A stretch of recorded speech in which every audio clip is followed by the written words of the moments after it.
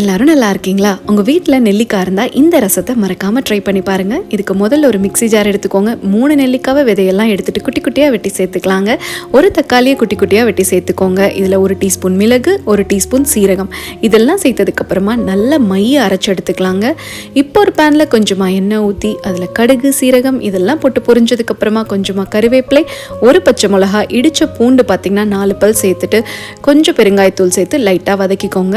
இப்போ இதில் நம்ம அரைச்ச விழுது இருக்குல்லைங்க, அதில் 1.5 கப் அளவு தண்ணி சேர்த்து நல்லா கலக்கி இதில் ஊற்றி அதையும் நல்லா கலக்கி விட்டுட்டு அதில் கொஞ்சமாக மஞ்சள் தூள், கொஞ்சமாக மிளகாய் தூள் இதெல்லாம் சேர்த்து நல்லா கொதிக்க வைக்கணுங்க. அப்போ தான் பச்சை வாசம்லாம் போகுங்க.